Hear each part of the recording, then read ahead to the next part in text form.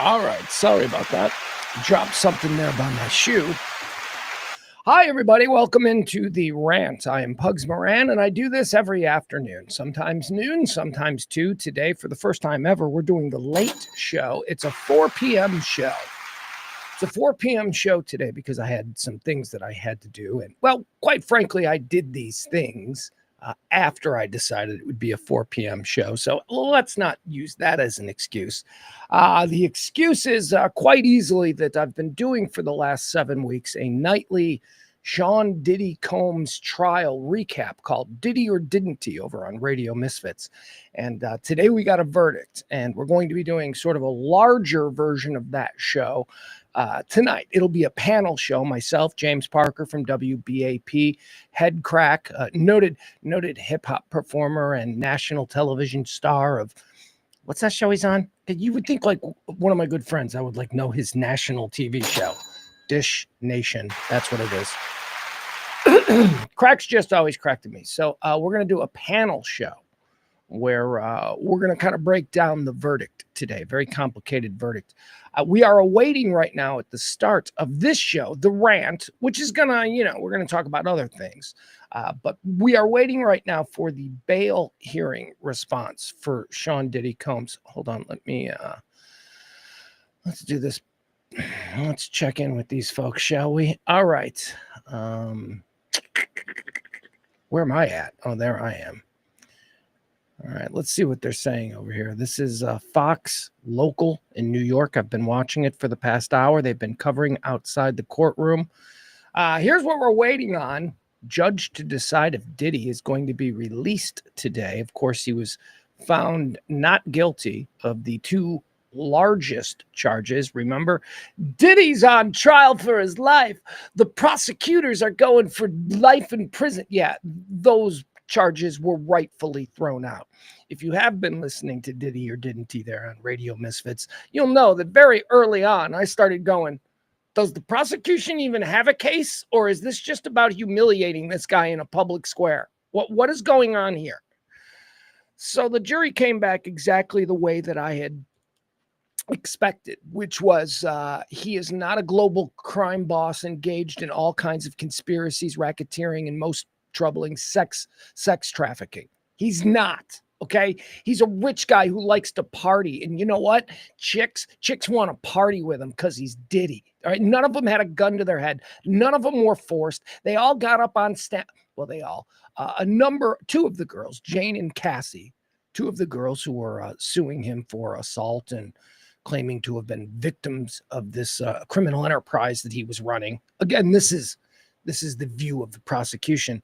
2 of these girls got up on the stand, spent days. Jane spent more than a week. Nah, not more than a week. It encompassed 2 weeks because a weekend was there. But Jane was on the stand for a long, long time. She said all kinds of things about her experience there, being one of Diddy's girlfriends, if you will. And I got to tell you, Jane came off terrible. If you were on the jury, you'd be like, who does this entitled woman think she is? All of these big guns that the prosecution thought, would be, we believe women in the state of New York. And we do. And we should. You're looking at a live picture here we go. Outside the courthouse in Lower Manhattan. Hold on. Walk us through live, raw video from outside the Diddy trial.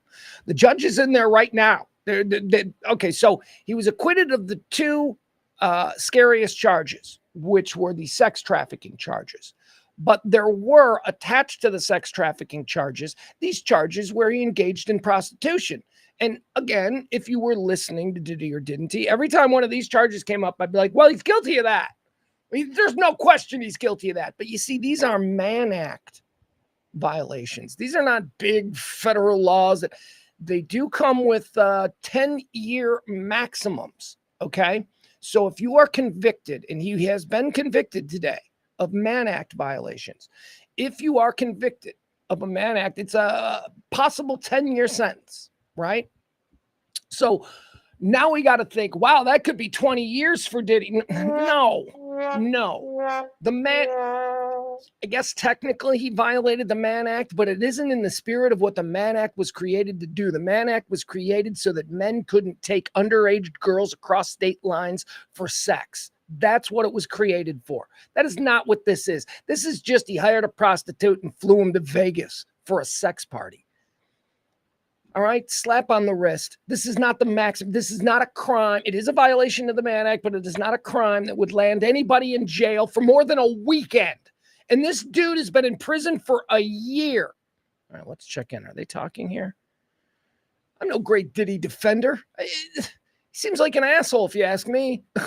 But he's not guilty of the shit the government tried to lay on him. And thankfully, justice worked in this case. All right, so we're going to keep an eye on that. Here we go. Hold on. What's this now? Hold on. We're following breaking news as we come on the air tonight. Sean Diddy Combs acquitted of the most serious charges against him. These are live pictures from the courthouse where we are now waiting to learn if he will be released from jail. Good evening. Thanks for joining us. I'm Natasha Verma. And I'm Bianca Peters in for Steve. Diddy found guilty on 2 of the 5 counts that he was facing. They are the lesser offenses, so his defense team has asked for his release. Diddy's bail hearing is scheduled to begin at any moment now. The judge... I like looking at hot chick news anchors from other markets. Like, this is New York. This is Fox New York. So these are cream of the crop news anchor chicks. Asking both sides to submit letters arguing for and against his release. Now, if Diddy is released from jail, he would likely be subject to specific conditions while awaiting sentencing, as his legal team has proposed a $1 million bond and travel restrictions as well. And this morning, Diddy was found not guilty of racketeering conspiracy and 2 counts of sex trafficking, but he was found guilty on 2 counts of transportation to engage in prostitution. So that means he could still face prison time, but maybe be released while awaiting sentencing. Also, right now, we are waiting for the judge's decision on that. So let's get right over to Lisa. Yeah, I'm sorry. Just to be clear about that, what we're waiting on is his release on bail. He had been denied bail when the serious charges were sex trafficking and all that stuff. Well, that's now been adjudicated, and he has been cleared of those crimes. He has been found guilty of 2 lesser crimes. Now, he's not going to get sentenced today. That's going to be, sentencing in 3 months or whatever. You know how these things work. What is he supposed to do in the meantime? He was denied bail before because he was this global criminal, whatever, in the eyes of the prosecution. He's not that. He's just a guy who flew a prostitute to Vegas now. Are they still going to deny bail? Of course not. Of course they're not going to deny bail for him. So that's what we're waiting to see. If he is going to walk out of this courtroom, walk out of this detention center where he's been living since September of last year. Lisa Evers, who's been outside the courthouse all morning long into this evening. Lisa, what are you hearing? Well, Bianca, Natasha, just think about this. That verdict came out early this morning, and Sean Diddy Combs has been in a holding pen the entire day waiting for this whole issue to be resolved. Instead of resolving that bail question right after the verdict was read, the prosecutors asked for several more hours in order to try and put their position together, which their position being they want to keep Sean Diddy Combs behind bars, even though he was... Am I insane, or is she not great at this? Doesn't she seem like a little rough? Like New York City, you should be a little bit, I'm just saying, she seems not great at this. Cleared of the 2 most serious charges in this case. But let's... Serious, she keeps it's called verbal acne in the world of broadcasting. She's got terrible verbal acne. Bring in right now for criminal defense attorney and former Manhattan prosecutor Jeremy Sallin to get some understanding about this whole bail process that's going on right now. Jeremy, thank you so much for being... All right, you know what? I think we're going to pass on that. We don't need the official legal breakdowns, but there you have it. More on that coming up in the final installment of Diddy or Didn't He tonight, immediately following the recording of this. Well, actually, I don't mean to say that it's actually not immediately following. Immediately following this, I'm probably going to go get something to eat because I'm hungry. And then we're going to record that around 7. So it should be posting on Radio Misfits or so, 9 o'clock tonight. I know, I'm sorry. But we want to do a good show. We want to do a good final show. Hey, Barney Styles, who's known by other names in this big, fabulous world of ours, I think it was his birthday. Is it Barney's birthday yesterday? Was I poking around Facebook and I think I saw that? If it is, man, happy birthday. Sorry I missed it. I feel like I shouldn't. All right, let's say hi to the chat room. We've got the sports bras already here hanging out. We got April, we got Barney, we got Taronda. Quick April story. I got a funny April story from last night. So we do trivia, as you all know, every Tuesday night. And so last night, April comes out and plays. Big Bill Falk comes out and plays. James Parker's out there. And then we've got, a cast of regulars who also play some of the names you don't know from the chat room. But last night was an incredibly dominant victory for a team called Emily's Degenerates. Emily's Degenerates just fucking, there are 40 possible correct answers. They gave me 39 out of 40 possible correct answers. They had a perfect card in the first round. It's only the second time we've had a perfect card. I believe Bill Falk was our first to have a perfect card. Anyway, April was a baller. She comes out for the free drugs. I swear to God, she must have a trunk filled with edibles and all that shit. April wins something every week. Actually, because we haven't been able to grow it to where we want, nobody goes home disappointed. Everybody, we try to, give them a little something. So anyway, last night at trivia, Emily's Degenerates just crushed the field. And there was a tie for second place. There was a tie for second place between James Parker of WBAP and April. And what happens is if there's a tie, and the only reason first, second, and third means anything is because we've got a whole bunch of prizes, most of them drugs, to give away to winners. First place gets to choose which one they want. Some people think a vape is more valuable. Some people think a big giant cookie is, So the first place person gets to choose. Except in this case, the captain of the first place was a manager of the bar. He was the captain. And he did not want one of his guests, because that's how fucking classy they are at the back nine. He had first pick, and he deferred to April. Oh, by the way, April and James had to do a trivia off. April beat them. 2 out of 3 questions. April beat James. So now April's got the second pick. So she's waiting on seeing what the bar manager is going to choose. And he's like, no, whatever she wants. And then they're negotiating this whole thing. And while they're negotiating, because one of the people on Emily's Degenerates wanted the vape. Well, April also wanted the vape. So while they were arguing, I just look over at April, and she's looking at me, and she goes, I'm just going to open this and hit it. She just opened the vape. Fucking baller move. And everybody's like, well, I guess the vape is hers. It's like, yeah, it was. That was it. That's how you handle business. These fucking idiots, everybody trying to be nice to each other. No, if you want it, you should take it. Meanwhile, April's like, this is stupid. I want the vape. I'm taking it. Boom. Baller move.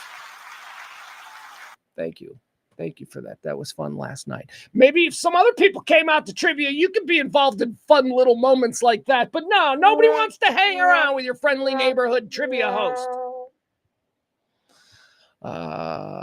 Yeah, the vape I won got me high off one post or one puff, she says. Yeah, it's good stuff, man. I got one around here. Hold on. Here it is. Remember from a couple of weeks ago, or when I was ranting about this stuff? Yeah, there it is. We'll just keep it back there for special occasions, like when the sports bras come in for a recording. Yeah, then we bust out the fun. All right. Barney says his online personality is tomorrow. Is that? Oh, that's right. Okay, I should have put that together. The person sometimes known as Barney Styles turned 50 yesterday. All right. That's what I thought I saw. Happy birthday, man. That's a big one. Look, as somebody who blew past that one years ago, I can tell you that it feels like a big one in the moment.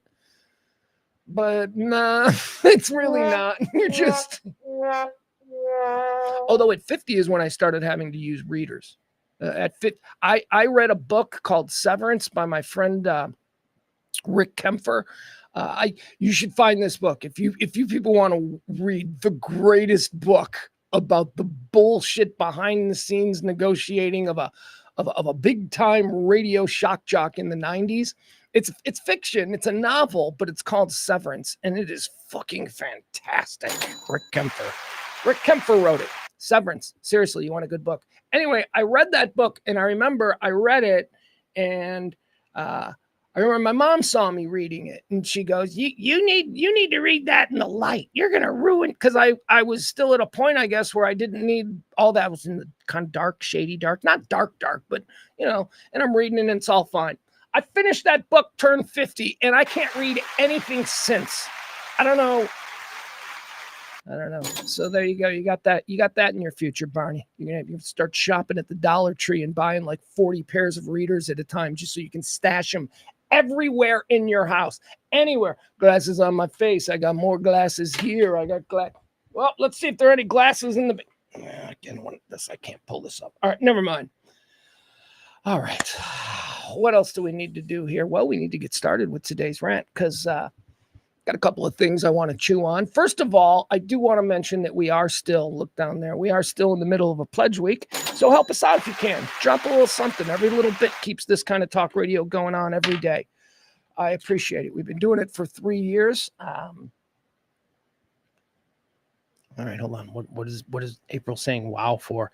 April saying wow, because April is able to pay closer attention to the Diddy thing. Did something happen? Hold on.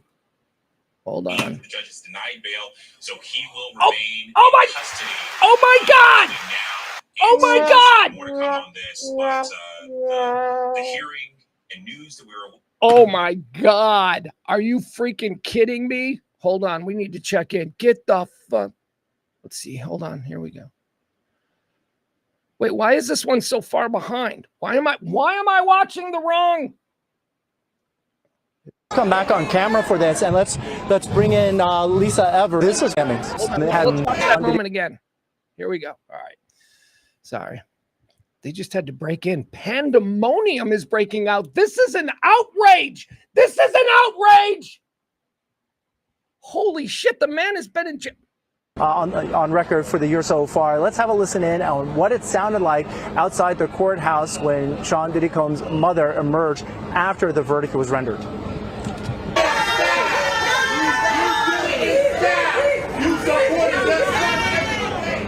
Oh, for fuck's sake. What is this? This is supposed to be... All right, it's not live, not live. What the fuck? Vigorously, right? Let's use this microphone. I'm not sure if that one works. And Jeremy, if you'll come in here Jeremy. Too. Should we start with Jeremy's reaction? Jeremy Sallin is with us. He's a criminal defense attorney and former Manhattan prosecutor. See what I mean about this chick? This dude had it handled. This, I don't know, how do I describe him? Not the attorney. All right, the Asian guy. The Asian guy seemed to be handling this. And then this monster, this news media monster just kind of, I'm going to interrupt and take over. Watch this again. She's not good at this. And I'm not sure if that one works. And Jeremy, if you'll come in here Jeremy. Too. Should we start with Jeremy's reaction? Jeremy Sallin is with us. He's a criminal defense attorney. Did you see that? You see how she just cut him off? And look at him. He's like, fuck. My God, she's probably got seniority. Yeah, she does. She looks like she's on the hard side of 50. The former Manhattan prosecutor. And the bail, the news is that bail has been denied. Yeah. She's on the hard side of Barney. Yeah, that the judge. So there is the law, the statute says in substance that bail would be denied, meaning that he goes and stays in. There's not an exception. For example, there could be an exception where the prosecution says we consent, and there's other pieces to it as well. There could be a danger to somebody or not, but the bail being kept as it is not necessarily atypical because of the law, though one would believe the fact that he was not convicted of the top charge, and it's been a reduction, and people do walk free and come back and ROR'd. Well, keeping the bail as it is means there's no bail. Right. So he's remanded, he's held without bail. So this doesn't change the potential sentence, obviously, because it's still up to 10 years, but for the immediate gratification purposes of getting out, doing what he needs to do and fighting this from the outside in terms of preparing for that sentencing, now it's been stripped. And let me just add, this morning the prosecution was very adamant about wanting to have this extra time to present their argument to the judge, and seemed obviously they were disappointed with the verdict. It was very visible and very obvious, but they wanted to keep him behind bars, and they said, Your Honor, we need several hours to really get this whole argument together for you, and that's pretty stunning. But again, I think you have to go back to what the law is and what it allows for, and generally speaking, barring some exception, the Bail Reform Act says you're staying, you're not just getting released. He was convicted of a crime. I think people, rightfully so, are disappointed and have questions from the public's perspective when you have such a horrific allegation that is not proven or substantiated beyond a reasonable doubt. And summarily, we're not talking about on the cusp. That's a pretty quick verdict that I think fooled many people, thinking that there might have been a sex trafficking conviction. He's walking scot-free in terms of any allegation of coercion, force, fraud, violence, but he's still in custody. Okay, so Jeremy, what about? Can we just ask Jeremy? Was it? All right. Yeah, man, I feel the same as Jeremy. I cannot believe that he was denied bail, especially since, and I don't think I mentioned this, but the judge this morning, after the verdict was read, he actually had a back and forth with Diddy, where they were talking about bail and possible bail and coming back for a bail hearing. And Judge Subramanian looked at Diddy and he said, I bet you don't want to go back to DCC or whatever, Department of Corrections or whatever it is. He said to him, I bet you don't want to go back there. And Diddy said, no, Your Honor, I don't. And he nodded and he made the prayer hands, and the judge smiled and then exited the bench. It was a clear indication that the judge was going to grant him bail, $1 million bail. And then to have this happen 3 hours later where the judge is like, nah, changed my mind. This is crazy. And I'm not, look, Judge Aaron Subramanian, again, if you've been following this, he is a baller of a judge. This guy has been awesome. This guy brought this thing in on time and under budget. He really did. There was a point about a week ago where it looked like there was no way we were going to get this to the jury before the 4th of July weekend. Not only did we get it before the 4th of July weekend, we got a verdict before the 4th of July weekend. I mean, and that was all due to the way the judge handled this case. The judge was brilliant. This is the first thing that the judge has done in this entire case that has had me go, what? There's got to be something there. Again, this judge has proven to be a completely capable and fair and judicial guy. There's got to be a reason why he's denying bail to a guy that has already served a year in jail only because he was overcharged. Just as that attorney just said, he spent a year in jail. He's still in jail. He spent a year in jail up till this point, because the prosecution brought a joke of a case against him. And in the early stages, they scared the judge into thinking that if he is guilty of all of this, that they're saying, then we can't just let him have access to a jet in a Caribbean island and his passport. We must remand him without bail. And so they did it. And we all went because we all believed the horrible things that we were hearing. And we saw the video and we connected the dots and we thought, yeah, put him in jail. And then we start hearing the case, the actual case, when the trial comes, and it's garbage. There is nothing in it. None of the shit that we heard in the months preceding this trial, all of the salacious details about Diddy and J-Lo fucked Justin Bieber behind. None of that shit was Diddy's gay. There wasn't even the slightest suggestion in this entire court case that Diddy ever engaged in homosexual acts. Some pretty weird fetish lifestyle swinger acts, but nothing like, yeah, he really wasn't into girls, he was into dudes. No. All of the testimony concerning the freak-offs never even included Diddy participating in the sex, other than him standing in the corner filming with a camera and jerking off. That's it. So it's not even like, well, Diddy had sex with other dudes while having sex with his girlfriend. No. Diddy had the sex after the dude left as a reward to the girl. Because as Cassie and Jane both testified, they just wanted to be with Diddy. And the payoff for these awful freak nights was that when they were over, they got to be alone with Diddy. That's what they testified to. Anyway, big show. Be sure and catch the finale of Diddy or Didn't He tonight. All right. What else do we have? Anything new coming in here? Hold on. Let me see. My God, we have been denied that moment today where he was going to come out. I was looking forward to that. ankle bracelet on around his ankle. That, that's fine. I was expecting that. Jeez, I figured he'd be water skiing off his dock at Star Island this weekend, right? But no. By the way, how far does the ankle bracelet go? If you've got a mansion on Star Island in Florida and you just want to ride your jet ski in your, Star Island driveway, which is just water. I mean, can you do that? Can you, or is the driveway? And yeah, I would argue, if I was a lawyer, I'd be like, Your Honor, he's got a water driveway too.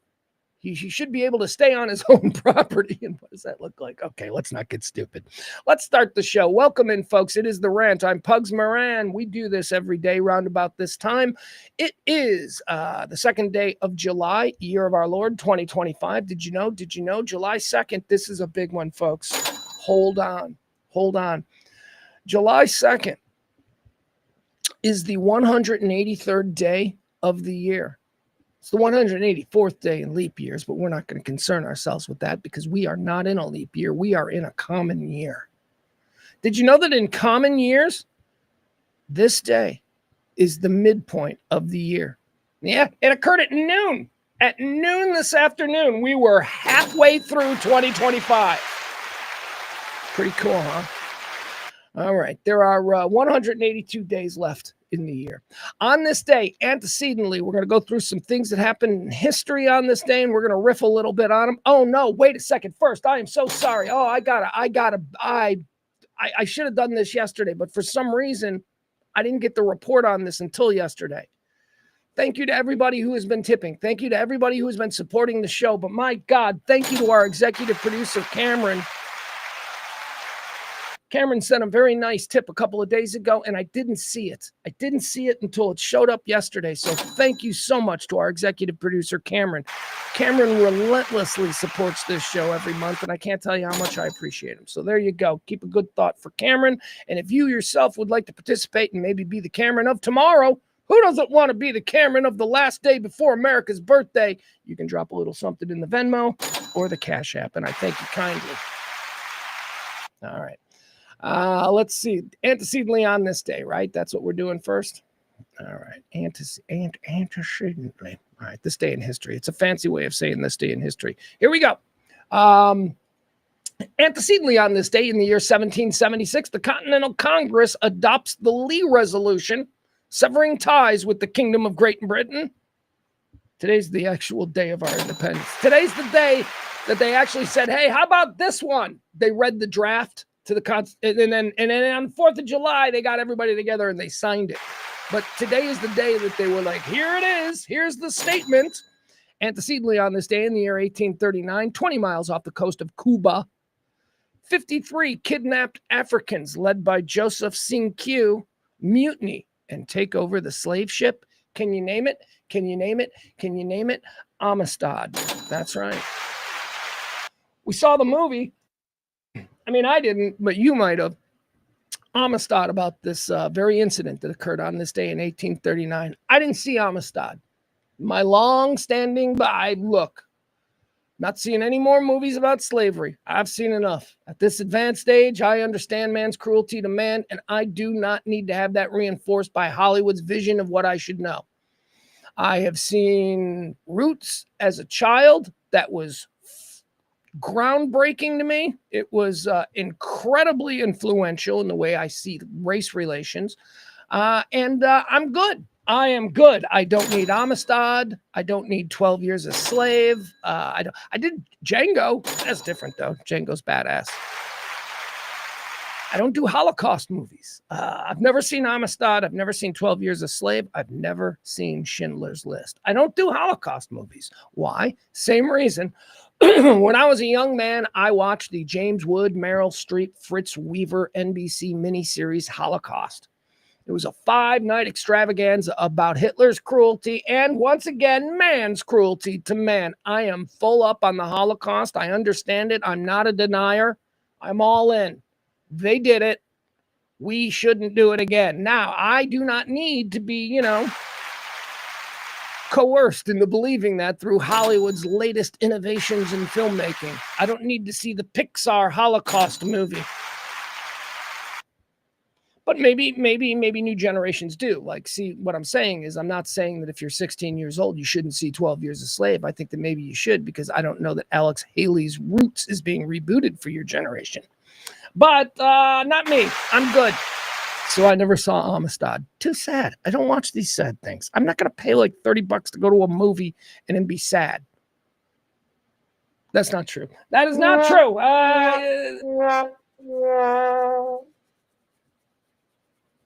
All right. Let's see here. Antecedently on this day in 1890, the United States Congress passes the Sherman Antitrust Act. One of the big ones that these boys did back in the day. That's, of course, the act that outlaws monopolies. Excuse me. Can you hear my voice? My voice is so screwed up. Happy birthday, radio. It was on this day in 1897 that British-Italian engineer Guillermo Marconi obtained a patent for a radio in London. That's right, Guillermo Marconi. Right after he played the Mamba, he got a patent for the radio. Don't you remember? He built the city. It was on this day in 1897. On this day in 1937, Amelia Earhart. Guess what she did?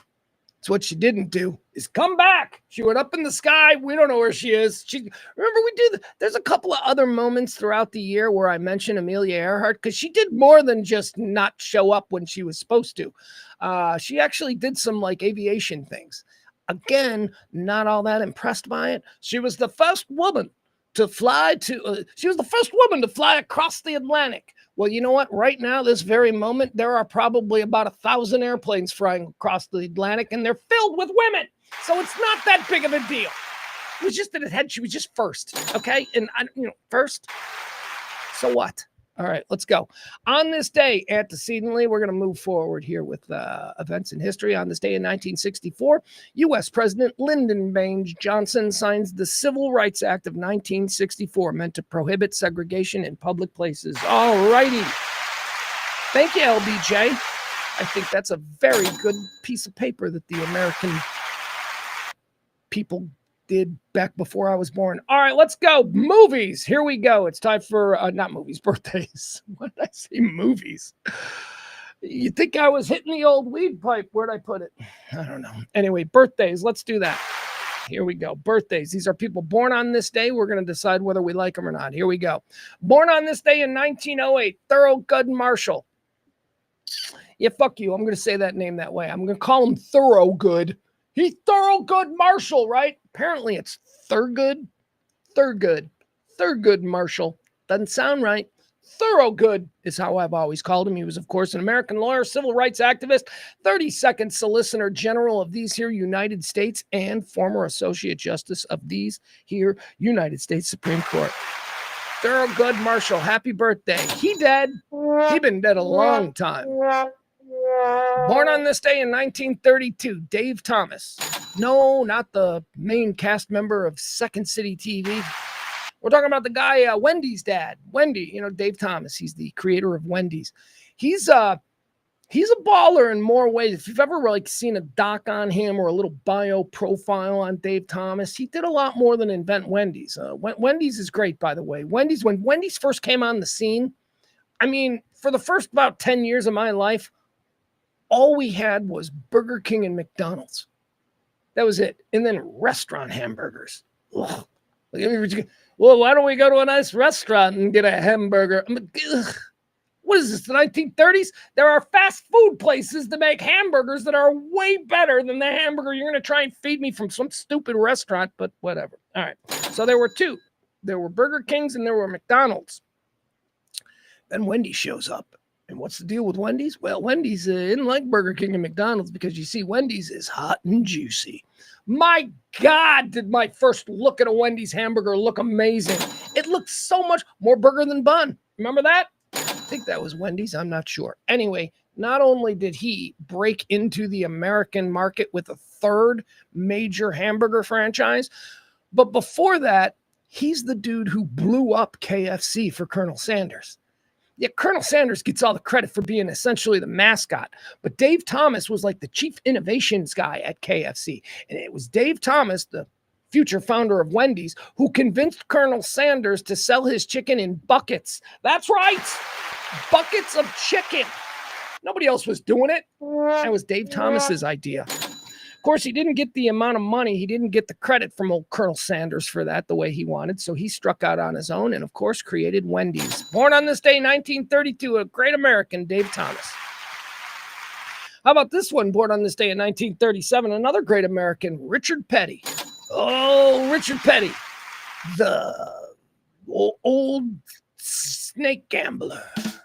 I don't know what Richard was. The Eliminator. No, that was Dale. Who's Richard? The outlaw, right? Is it the outlaw? Something like that. Something like that. Richard Petty. What's his nickname, chat room? Come on. I got to have at least one hillbilly-loving NASCAR enthusiast in the chat room. Let's go. Richard Petty. I'm going with Snake Gambler, the old Snake Gambler. I'm going with that until further notice. Born on this day in 1937. Happy birthday, Richard Petty. He's still alive? Sure is. Happy birthday on this day in 1947. Larry David, the great Larry David. Of course, Larry David's an interesting guy, especially if you're as old as I am, because I think most of the world, they didn't even know who Larry David was during the whole run of Seinfeld. They didn't know he was a co-creator. They didn't know that he was George Steinbrenner because they never showed his face. It was always the back of his head. Larry David would then explode on HBO with Curb Your Enthusiasm, which was sort of like his ego's way of going, I didn't get any credit for Seinfeld, but I fucking made that show as great as it was. And I'm going to show you how I did that by just making a cable show. And interestingly enough, now that the dust has settled, if you ask most TV historians, Seinfeld and Curb Your Enthusiasm are like right there. Like, which one's better? People are like, I don't know. So congratulations to Larry David. And I think that's how, in the eyes of a lot of people, he became a big star. But that is not the first time that people of my generation came to know Larry David. You see, for us Gen Xers back in the late 70s, early 80s, the Saturday Night Live phenomenon was huge. And it really changed the way television programmers addressed late night TV. So there were copycats. And ABC was first through the door with their copycat. I mean, long before In Living Color or any of the other shows that would come. It was ABC. It was ABC, okay, with their own show called Fridays. Fridays was a direct ripoff of Saturday Night Live, except it wasn't on NBC and it wasn't on Saturdays. It was on Fridays. Larry David was one of the original cast members, and don't go sleeping on that cast. There were some good performers in the cast of Fridays. Michael Richards, interestingly enough, who would play Kramer in the Seinfeld, a show created by Larry David. He was in this as well. So let's watch a little bit of Larry David when I first came to know who he was back on the ABC television show Fridays. Again, a direct ripoff of Saturday Night Live. I was like 10 years old. This was 1981, so I was 11, and I loved it. Here we go.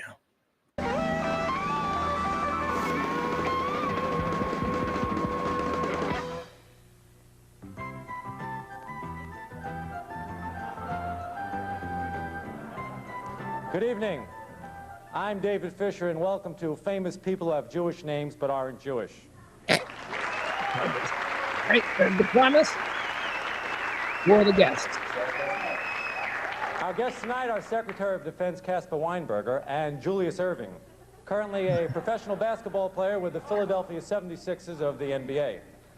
Gentlemen, welcome to the show. Well, thank you, David. Thank you, David. It's good to be here. Okay, Mr. Secretary, I guess I'd like to start out by asking you, and I've always been curious about this, how did you ever wind up with a name like Weinberger? Well, David, it was my father's name. So, did you grow up believing you were Jewish? No, I knew I wasn't Jewish. We went to church every Sunday. I guess a lot of people must have thought you were Jewish, though. No, not too many. Of course, there may have been a few, but I don't think there were too many. Okay, Julius, let me ask you this. When did you first realize that you had a Jewish name?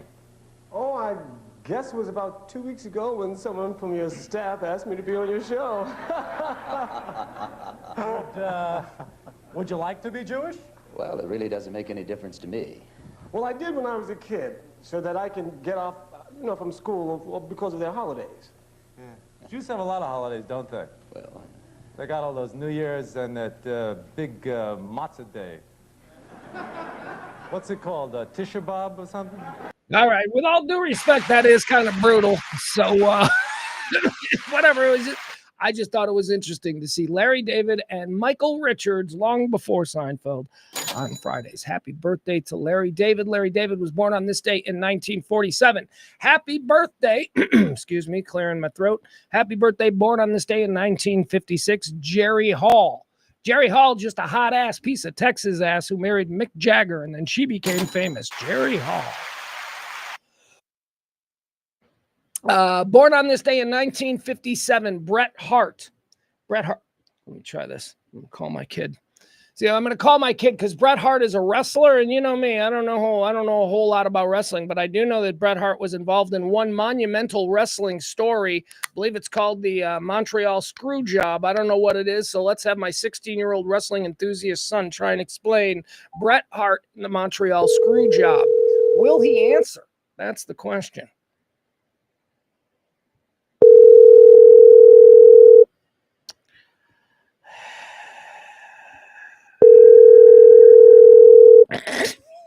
Okay, there's a good chance he's in the pool, and that's fine.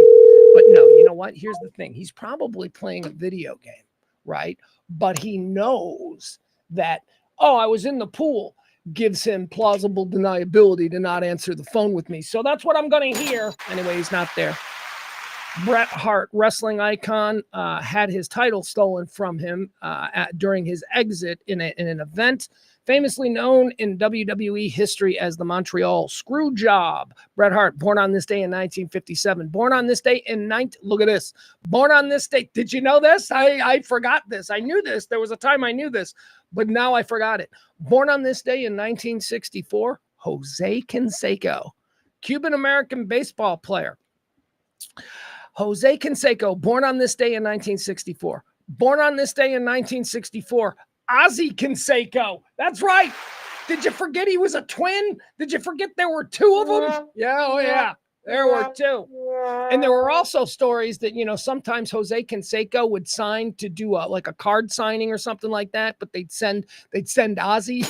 I don't know if that's true. Ozzie was also a baseball player, but certainly, I don't know if he didn't get the good steroids that his brother Jose got, but Ozzie never really materialized into the momentary superstar that his brother Jose Canseco did. The Canseco boys, born on this day in 1964. Born on this day in 1984, Johnny Weir. I'll pass. I'll move. I hate. Hate is not a good word to use. I am so irritated by this guy's energy. No, thank you. Johnny Weir's a figure skater. You might wonder, how do you even know who Johnny Weir is? I don't know. I don't know. I don't know. It's weird. Born on this date in 1985. Oh my God, you guys, look at this. All right. I didn't want to do it 2 days in a row, but this is an undeniably good one. We're going to do Kiss, Marry, Kick. That's right. Kiss, Marry, Kick. That's my version of Fuck, Marry, Kill. I think that's what it's called. Anyway, Kiss, Marry, Kick. We're going to make out and have a one-night stand with one of these girls. Kiss. We're going to marry the other. We get that. And we're going to kick the third to the curb. One of these girls, we're just going to be like, I'm sorry, baby. I only got room for two. So we're going to kick one to the curb. Why? Because we're not going to kill him. That's too. What are we talking about? Fuck, marry, kill. One of these chicks you got to kill. Nah, we don't do that. All right. Kiss, marry, kick. Our first contestant, born on this day in 1985. I don't know who she is. I got to be honest. I don't know who this chick is. I know she's famous, and I've seen pictures of her, and I remember her being famous, and I remember her on red carpets, but I don't know why she's famous. I think she's an actress. I haven't seen anything that she's been in. Happy birthday, ladies and gentlemen. Ashley Tisdale, born on this day in 1985. You guys know who Ashley Tisdale is? I don't. She's pretty, though. So, look at her. She's pretty. She's cute. Pretty. She's not Hollywood pretty. I got to be honest. She's not Hollywood pretty. You know what she is? She's the hottest girl in Des Moines. That's what she is. She ain't Hollywood pretty. She's a Hollywood. Let's keep going. All right, right here, she's maximizing everything she's got. She's got the expensive blonde. What is that even expensive? Are those roots? Is this not good? I don't know what's happening here. All right, Ashley Tisdale. Here's what I'll say about Ashley Tisdale, okay? Before you start going, look at you, fat ass. We should be so lucky, all right? She's gorgeous. None of us are Hollywood. None of us could handle a Hollywood superstar. She's good, though. She seems nice. I don't think she's in trouble. She's adorable, right? Ashley Tisdale. Contestant number 1 in today's Kiss, Marry, Kick competition. She's born on this day in 1985. All right, are you ready for the next one? We're going to make things difficult for you here. Because here's... here we go. Born on this day 1 year after Ashley Tisdale in 1986. Happy birthday, Lindsay Lohan. It's Lindsay Lohan's birthday. Lindsay Lohan's hot. I have always thought Lindsay Lohan was hot, especially back in her prime. Yeah, I like Lindsay Lohan. Bit of a train wreck. Look at that. Look at that. What are you talking about? Jesus, she's like a 2010 version of Anne Margrock. Look at her.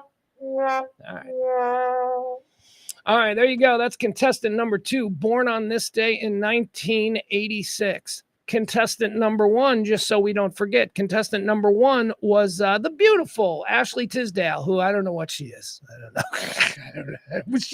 I think there's a good chance that she might be a Disney chick. Like, was she on a Disney show like Hannah Montana or something? I think that's where she might be. All right, let's now move on. Let's see. Born in 1990, our 3rd contestant in today's Kiss, Marry, Kick.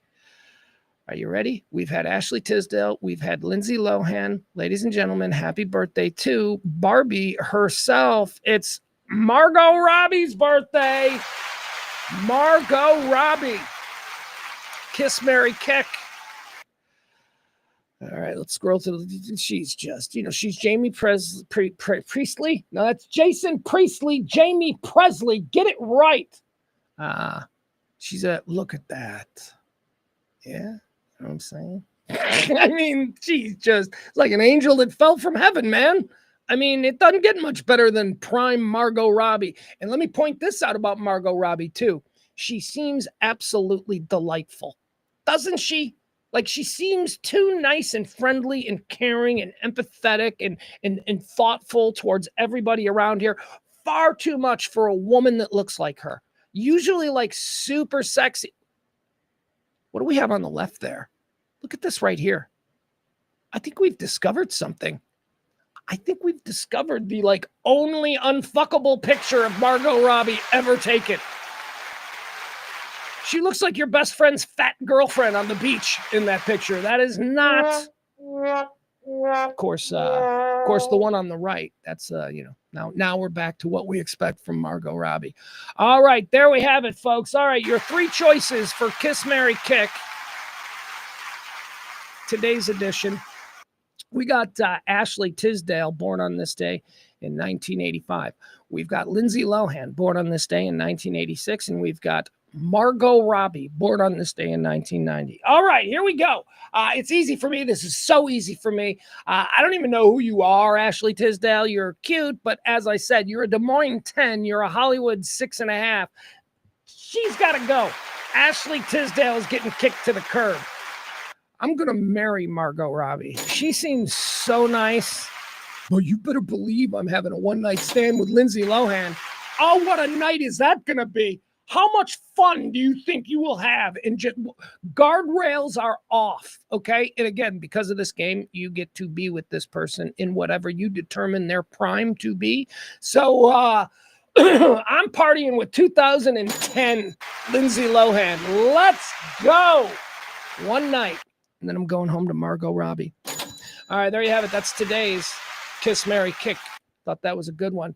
Let's see. Anybody in the chat room got anything for me? Really? Nobody in the chat room had any thoughts on that Kiss, Marry, Kick? You people are the worst.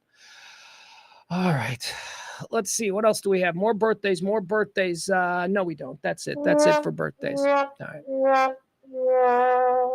Is it? I don't think that's it for. Yeah, that's it for birthdays. All right, let's do quarter three. This is the third segment that we do every day here. We call it the Deads.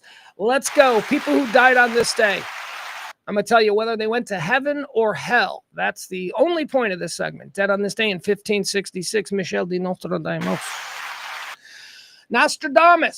Nostradamus died on this day in 1566. You better believe he saw it coming. Where'd he go? Hell, of course. He had witchcraft.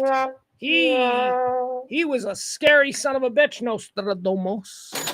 You ever seen that movie? You ever seen that movie from 1980s cable called The Man Who Saw Tomorrow? Look, that's where the whole Nostradamus. You know how everybody knows Nostradamus? Good one, Nostradamus. You know how he's like a household name. People know that when you say Nostradamus, you're talking about somebody who predicted the future. Yeah, that wasn't a thing before like 1983. Nobody was walking around talking about Nostradamus. Then there was a movie that started showing up on HBO around about 1983 called The Man Who Saw Tomorrow. And it was a documentary narrated by a very dramatic Orson Welles.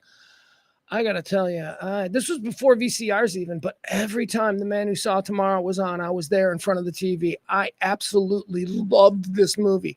It was a documentary with cheesy recreations, but man, was it mind-blowing. Hold on, let me see. Is there anything on YouTube about The Man Who Saw Tomorrow? I would like to see a little bit of this. And I think there was a remake. Man Who Saw, there you go. The Man Who Saw Tomorrow. Full movie. I don't want to see the full movie. The Man Who Saw Tomorrow, 1981. Hold on. What are they giving us a clip? What is it? What's the full movie? All right, what the fuck? Let's just go ahead. Let's go to the middle just so you can get a taste of what The Man Who Saw Tomorrow looked like.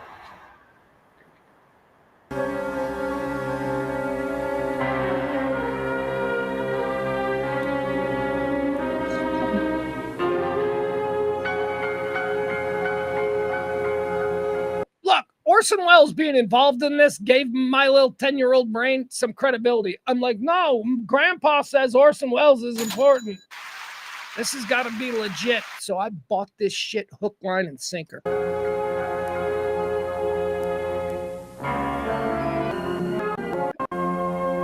I just want you to hear Orson Welles' overly dramatic narration. It scared the shit out of me at 11 years old or whatever I was. 1790.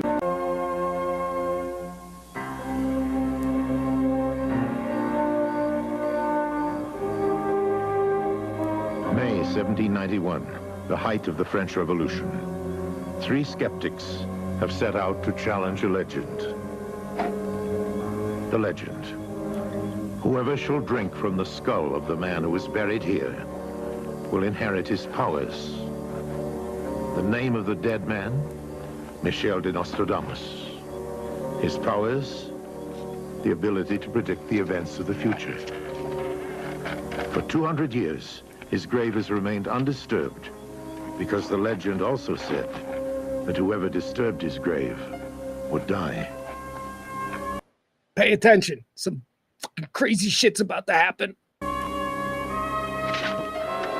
It was not the skeleton that suddenly startled the gravediggers, but the plaque around its neck with the date May 1791, which could only have been placed there at the time of burial in 1566.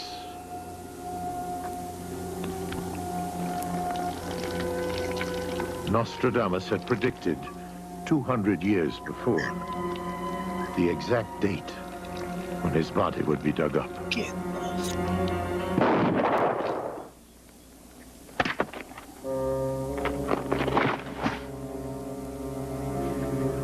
The shot that killed that gravedigger was fired from the riot of the surrounding revolution, a stray bullet that fulfilled the legend of Nostradamus. Was it a coincidence or prophecy? All right. Well, anyway, this stupid movie, I got to watch it again. I think I got to watch it again. I don't know. Let me see if it was dumb or not. Hey, let's see here. Did we have, what do we have? Hugh Morris. Hugh, isn't it your birthday today, Hugh? I was on Facebook and I saw some names. Hugh, isn't it Mr. Morris, is it not, in fact, your birthday today? Happy birthday, Hugh. I'm trying to be better with my Facebook. I'm trying to, it's the only reason I can see to really go to Facebook with any regularity is to tell people that I care about and are appreciative of that they're, happy birthday. That's it. That's the only reason. And today I did that just today. All right. Let's keep going. Deads. Nostradamus going to hell, right? Okay. He can be followed by Ernest Hemingway, who died on this day in 1961. I love Hemingway, but Ernest Hemingway was a crazy fucking genius, okay? And we see this more and more. All I need to do is point to Kanye. Now, I know that some of you people are like, oh, Kanye's not a... Well, you guys aren't really into hip-hop or recording techniques and all the shit that he has done in music that has blown fucking people's minds, that has allowed him to become fucking Kanye. So he's nuts. Like, he's a Mad Hatter nuts. Like, he's got, like, some kind of schizo, dissociative, all kinds of craziness going on there. I am convinced that that is the root of genius. Anybody who pushes things to the next level, they're doing it because they're fucking crazy by normal people's standards. Kanye's a great example of that. Hemingway is another example of that. Hemingway was a terribly poorly behaved human.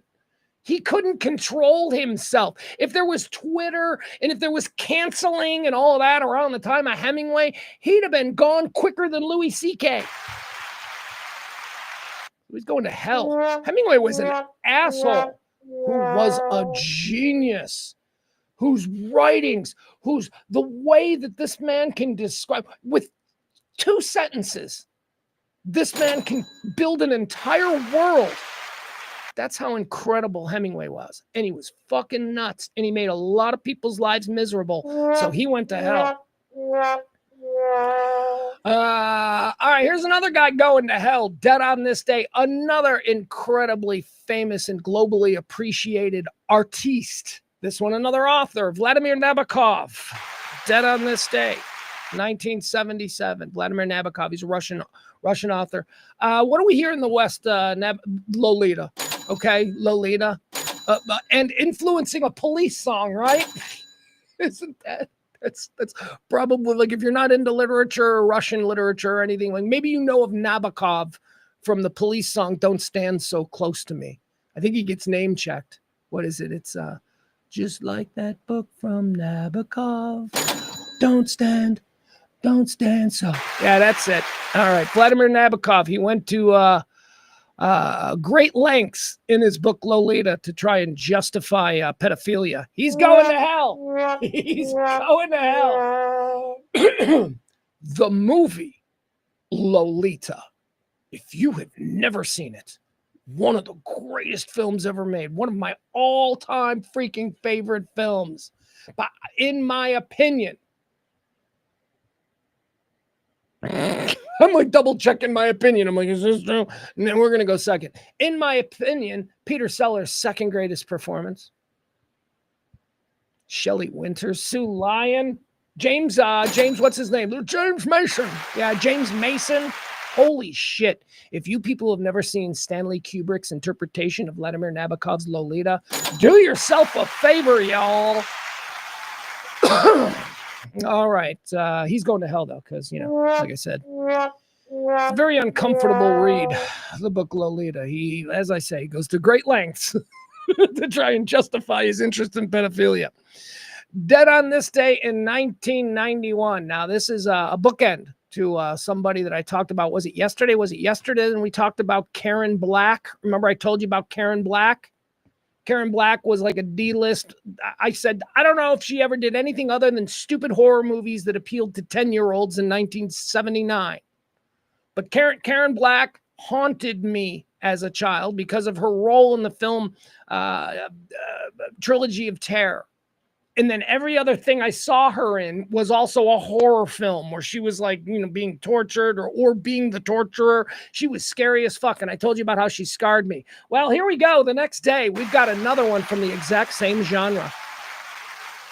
because Dead on This Day in 1991. Hold on, do we have it? Yeah, let's see. Sorry. Boom.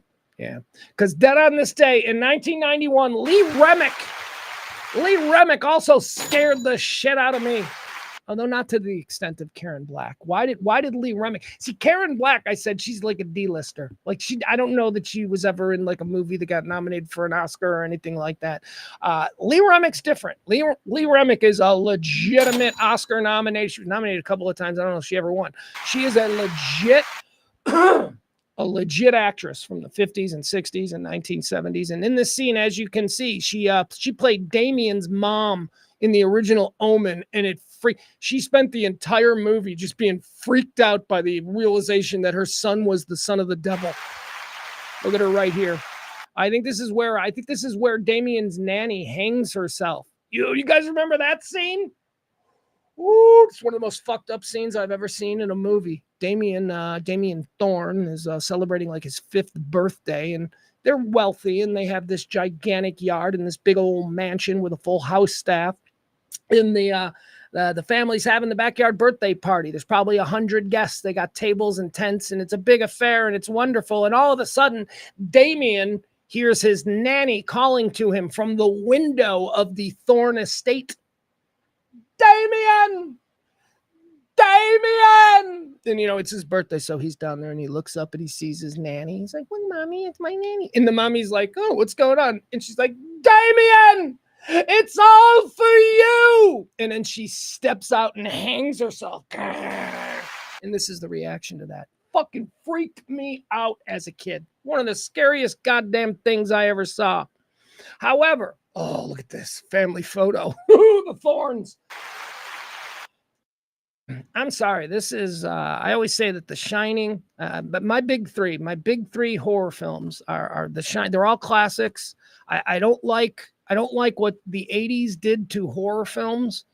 Everything in the 80s became, let's chase teenagers around the woods with an axe or something. I hate that fucking shit. That's stupid. That's like, oh, okay, so there's a serial killer in the woods, really? No, he's a monster. I'm like, okay, I live in the real world. This could actually happen. I don't want to see it in the movie. You know what I'm intrigued by? The Omen. The son of the devil? What would the son of the devil be like to raise? Holy shit, sign me up. The Exorcist. Just a regular girl and the devil's inside of her? Holy shit. And of course, The Shining, because that's Kubrick. And that's just genius filmmaking on every level. I love The Omen. Look at her. Look at her mom. She went through hell trying to raise the son of the devil. Look at her in the hospital with her broken arm.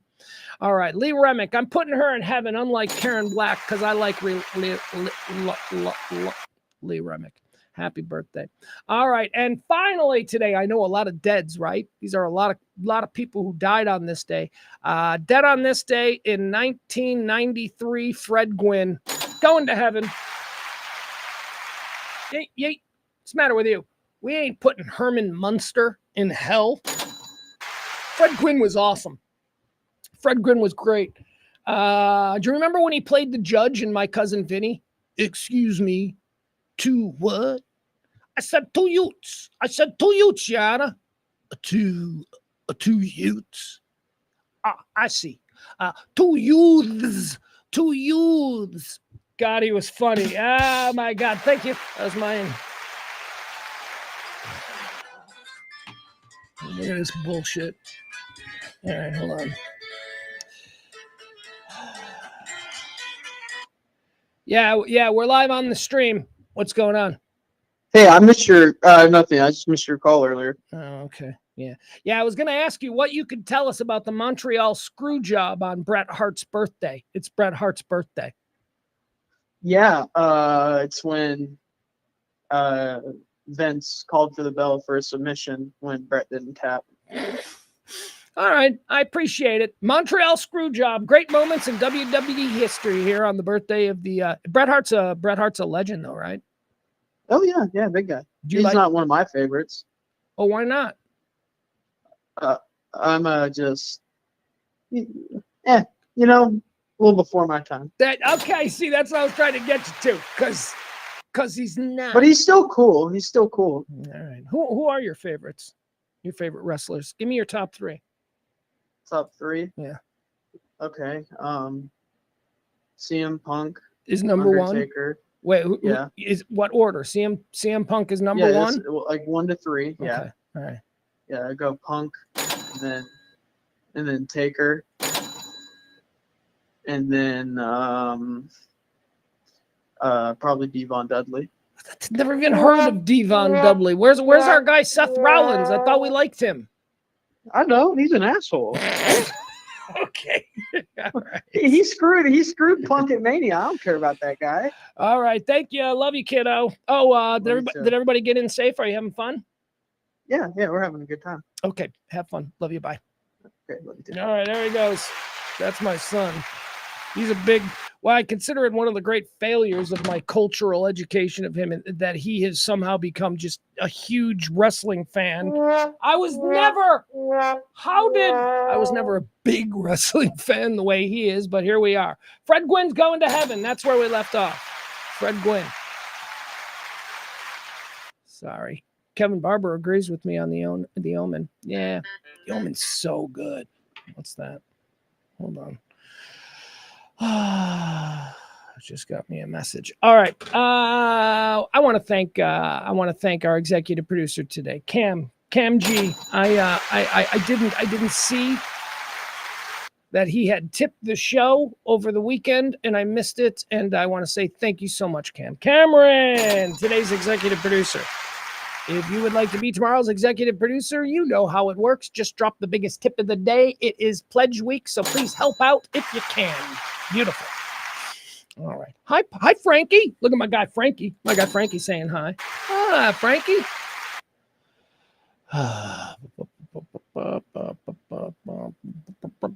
Hugh says, yes, it is my birthday. It is Hugh's birthday. Happy birthday, Hugh. Hugh's in Portland doing Hugh stuff.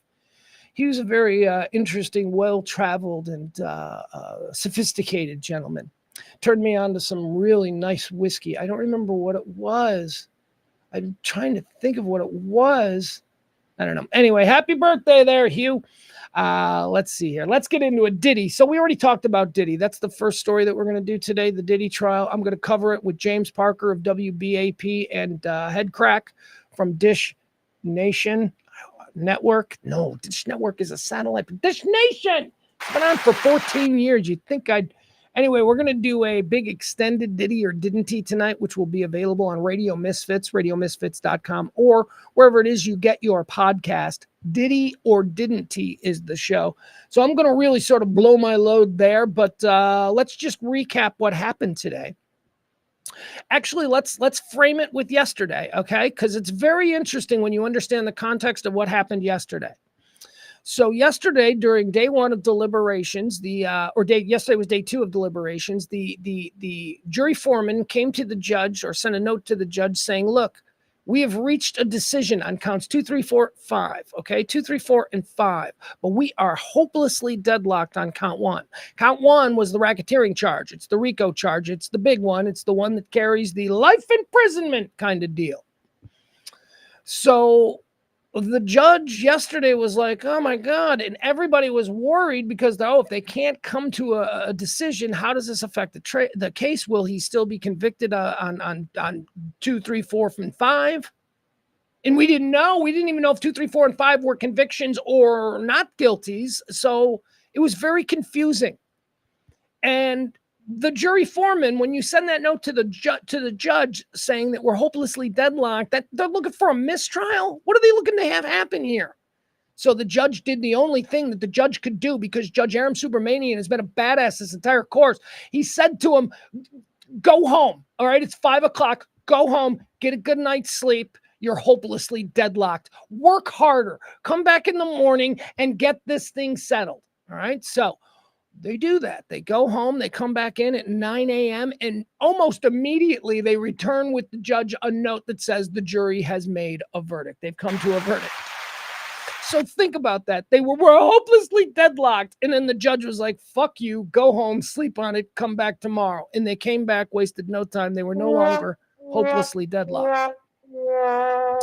So this morning, good news if you're a Diddy fan or if you are Diddy himself. The jury returned verdicts of not guilty on the most important things, guilty on little things, Mann Act violations, which I say little things, okay? The Mann Act is not a joke. The Mann Act was created, well, actually, the Mann Act was, I'll say this, the Mann Act has been used throughout its existence in ways that I think we can all agree are good. And we need these kinds, people kidnapping kids and taking them across, that kind of thing. Very important. The reason I don't want to say the origins of the Mann Act, because the origins of the Mann Act are troubling.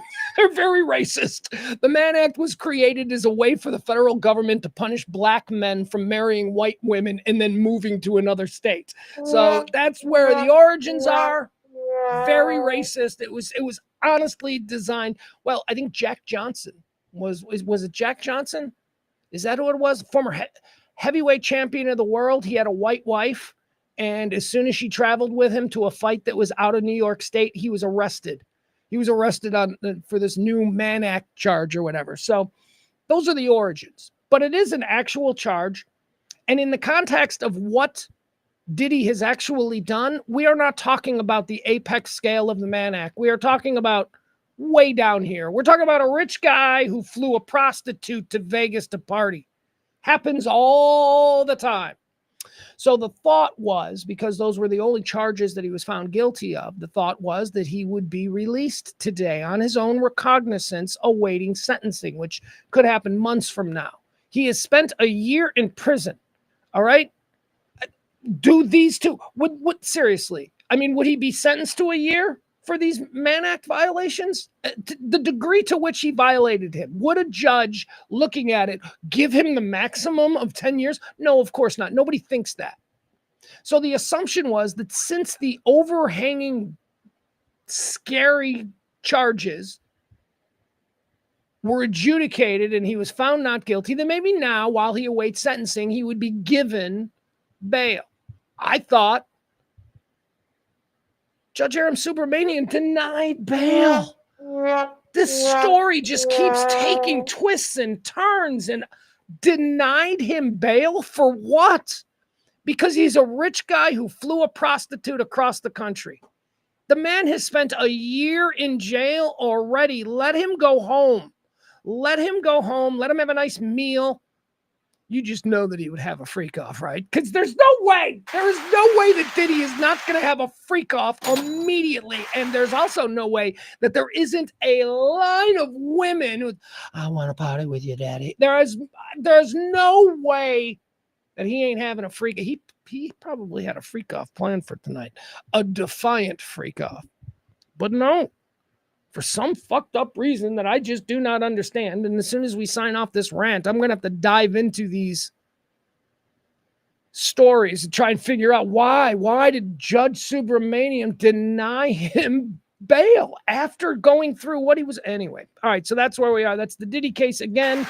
We'll have a full panel conversation about this between myself, James Parker from WBAP, and Headcrack from Dish Nation tonight on Diddy or Didn't He, the final installment available on Radio Misfits or anywhere you get your podcasts. In other news, another story that I don't really want to get into, but here we go. In other news, Brian Kohberger has taken a plea there in Idaho. That name sounds familiar. It's because it probably haunts your dreams. Brian Kohberger is that kid. He's a man. Let's treat him like a man. He killed those college students in Idaho. Do you remember? I think it was just before Thanksgiving, right? Wasn't it just before Thanksgiving a couple of years ago? He broke into this little college kid's house that they were all renting there in Idaho, and he slaughtered them. He slaughtered them in just an absolutely I don't know how, I wouldn't know how to describe it. I mean, because I have seen and watched so much stuff about this murder since the murder. I mean, it's horrifying. This man is a real devil demon. This Brian Kohberger, he's not just, he killed a chick because he wanted to kill a chick and rape a chick. Yeah, that's scary too. But this is next level scary. This guy is like the devil. Night Stalker type shit, right? So I guess we'd all kind of just forgotten about him. Remember, if you remember his backstory, he was a, what do they call it? Criminal justice major. And he was actually pretty good. He was actually pretty good with these, criminology and all of that. And he had envisioned or he fantasized about doing this incredibly graphic and horrible murder and getting away with it because he knew exactly what he would need to do to get away with it. Well, that's called unchecked narcissism, and it failed terribly. Because they caught him pretty quick. There was a manhunt for a while, but they caught him pretty quick. He murdered 4 people. He murdered 3 young ladies and a young guy, a 20-year-old guy. And he finally took a deal. He's taking a deal, and he's pleading guilty. And I got to watch today, and I don't know, it's out there if you want to see it. I'm not going to share it because I don't want to get into it. But they have cameras in the courtroom there, and we got to hear the judge today go charge by charge. Murder of Haley Conclave, murder of Ethan Chapin, murder of Kernoodle. The judge looking this son of a bitch in the face and saying, how do you plead to the murder of Madison Mogan? How do you plead to the murder of Madison? The defendant is charged with the repeated stabbing resulting in the murder and death of Madison Mogan, a human being. How does the defendant plead? And then we got to see this fucking psycho, this soulless psycho go, guilty, Your Honor. It's fucking chilling, man. Chilling shit. And then there's all these, we need to keep him alive so that we can study him. Yeah, it's good that he made a deal. It's good. No, you know what? He shouldn't have made a deal. He should have been put to death. I don't even know if Idaho has the death penalty. And you know me, I've always said that if I ever somehow tripped over my dick and became the governor of some state, it could happen. I wouldn't execute anybody. I would give everybody last minute clemency, just personally, because I don't want that on my soul. But if you're willing to do it and take it on your soul, go ahead. You want to be the executive of a state who orders the death of another human being? I'm not going to stand in your way. And if it's someone like Brian Koberger, I might actually applaud you. I just don't want to do it myself. Brian Koberger's not going to get the death penalty, right? Isn't that the deal now? I don't. Well, here, let me click on the story. Here we go. Let's figure out what it is. We must keep him alive. We need to study him like he's some fucking unique prized flower.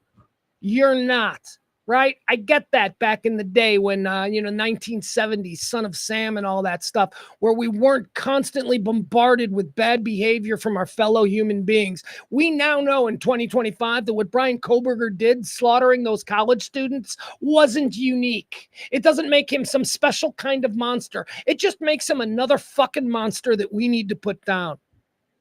All right, let's see what the agreement was. Here we go. Brian Koberger pleads guilty to murdering 4 University of Idaho students in 2022. See the details on the plea deal. Koberger, the former criminal justice doctoral student charged in the murder of 4 University of Idaho students in 2022, admitted to the crimes in court Wednesday before formally entering a guilty plea in a deal that spares him from the death penalty. Yeah, you know what? I think he's one that should get the death penalty. Again, because don't give me we're going to study his uniquely horrible brain. He's not special. He's not special.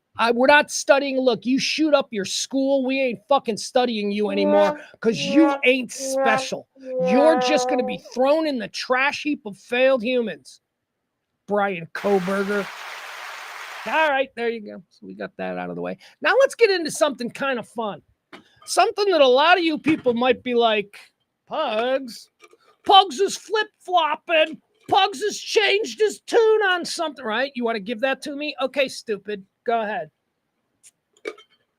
There was no such thing as flip-flopping. There's only such a thing as idiots who think that that's a bad trait for people to have. Flip-flopping is not a bad trait. If I have an opinion and it's misguided, and over the course of me spewing that opinion, new information comes across my desk and I absorb that information and change my mind, that's fucking the way we're supposed to be. All right? So don't give me no flip-flopping bullshit. Guys, I might be all in and all for Elon's third party. I know, just like a couple of days ago, I was like, fucking Elon Musk, he's not going to buy a third political party. Look, all right, I know, I said that. I'm a dumb fuck. Sometimes I say things, I get mad. I've been incredibly on the record about how I feel about Elon Musk. I do not like the way he has inserted himself, this foreign agent, grew up in apartheid, the son of a diamond miner or whatever. I don't know. Whatever. Anyway, you know, I've been pretty clear about that. But I have also been, Elon needs to be allowed to just do the whole Mars thing. Okay, Elon, focus on the rockets, focus on getting us to the next thing, because honestly, that is the greatest contribution that I think anybody could make to humanity, being the person that we name Mars after. Right? Like we'll probably, like if Elon Musk is the guy who first Mars, and then like 500 years from now, there's like people living in suburbs on Mars and humans there and all that stuff. It ain't gonna be called Mars anymore. It's gonna be called Musk. Or at the very least, the capital of Mars is going to be Musk, right? So that's what I want him to fucking focus on. However, let me read something to you. Elon is threatening to create a third party here in America. Now, when I say threaten to create, that means he's going to stake it.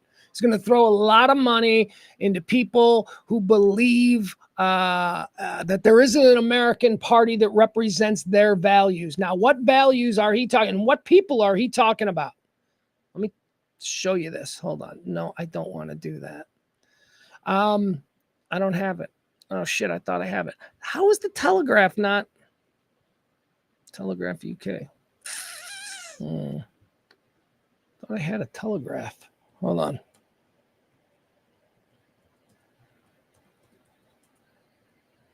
Yeah, let me, there's just one particular piece from this story that I wanted to use, and now I don't have access to it because suddenly it's behind a paywall.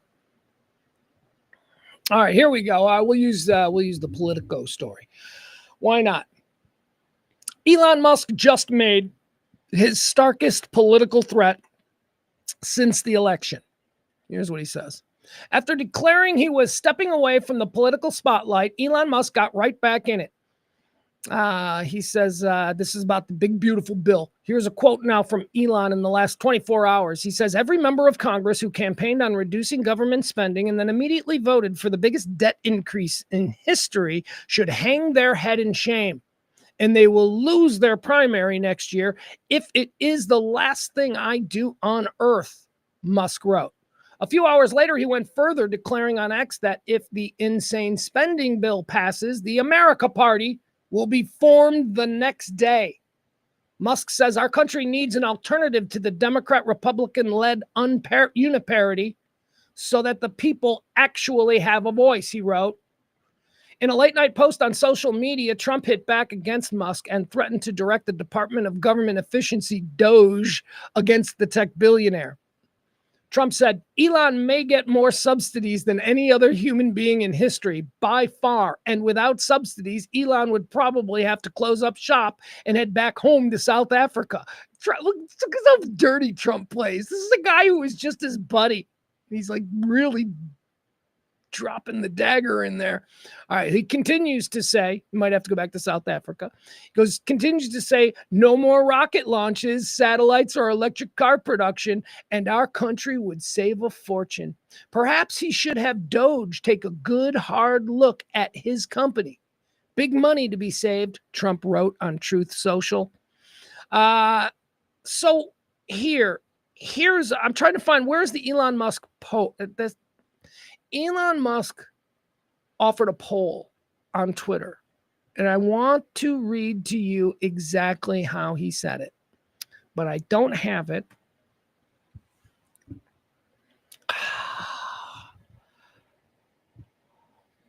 Because suddenly the Guardian is behind a paywall. But the poll was something like this. It was overwhelmingly yes that people would support this, right? So, but the way he worded it caused me to kind of take a step back and go, oh, Okay, maybe I shouldn't just be this closed-minded, dismissive, out of hand.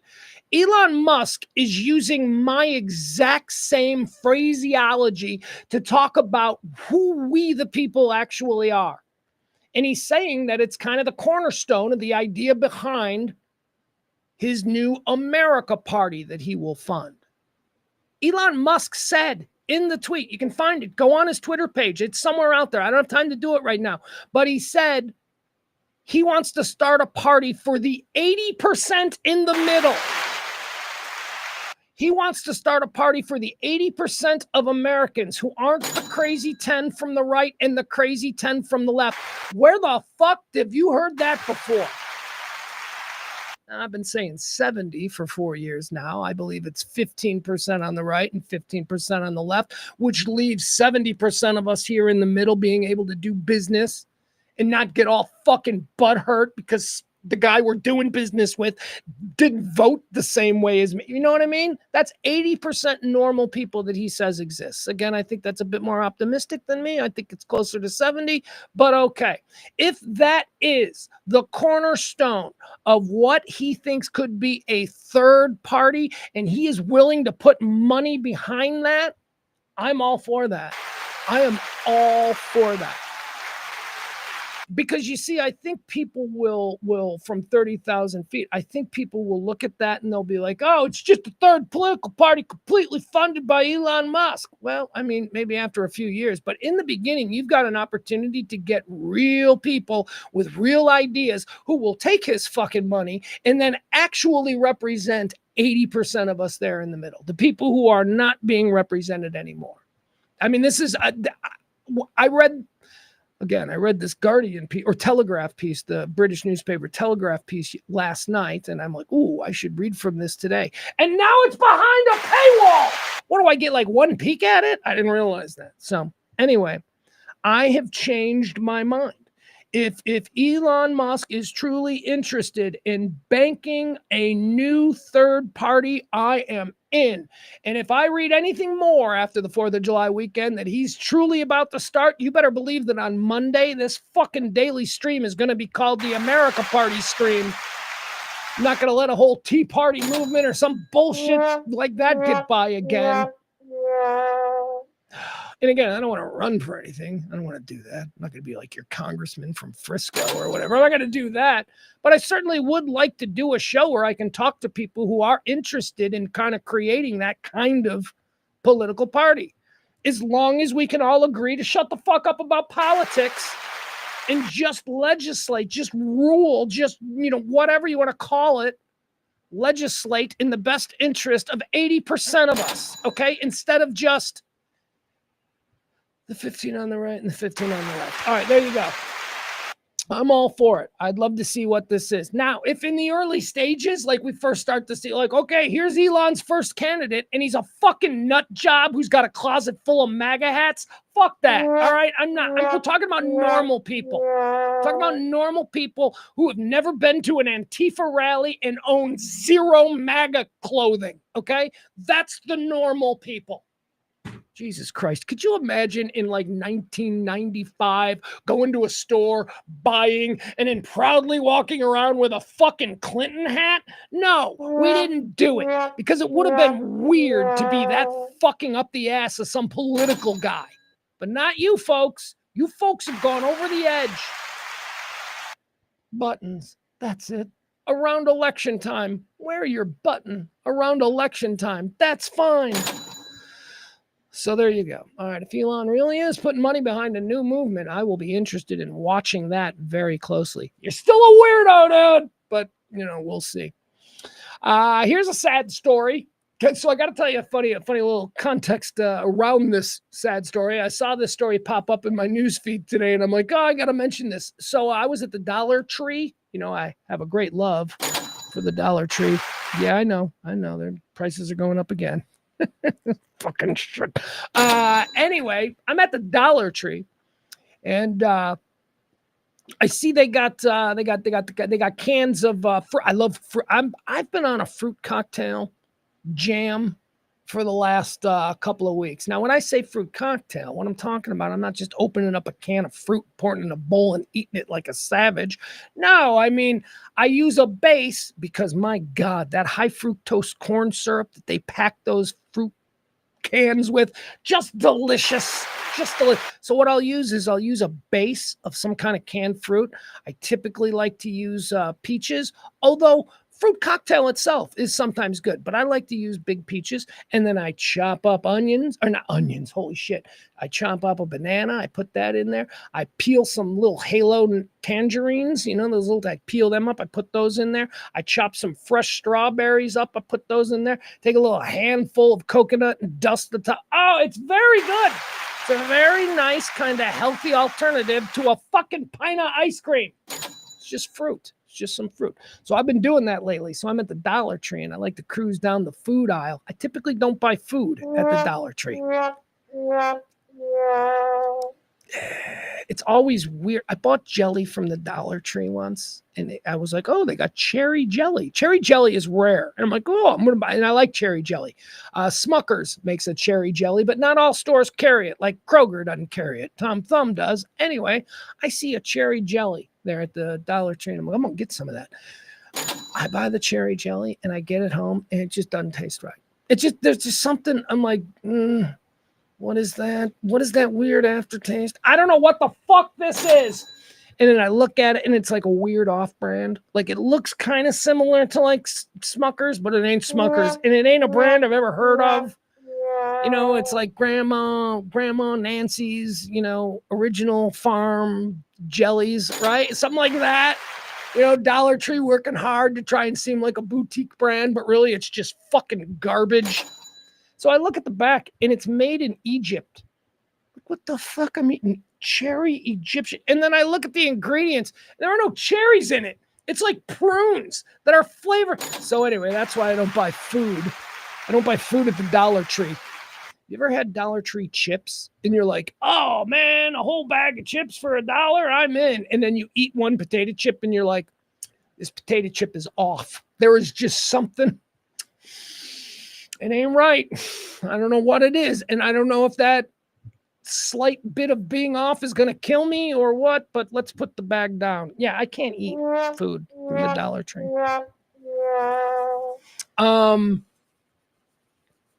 So I'm cruising down the food aisle, even though I don't buy food. And I look down and I'm like, oh, look, canned fruit. Usually I wouldn't buy canned fruit from the Dollar Tree, but they got Del Monte. There's like cans of Del Monte.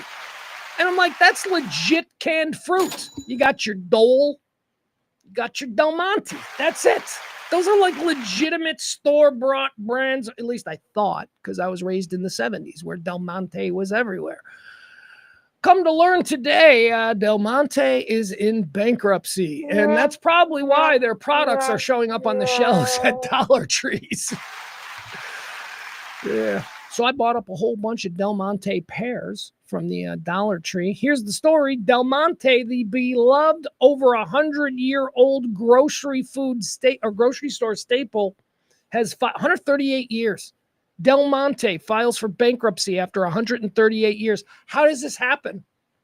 How does this happen? And did they just mismanage the company, or because doesn't it seem like a company like Del Monte couldn't go out of business? I mean, they've just been around for 138 years.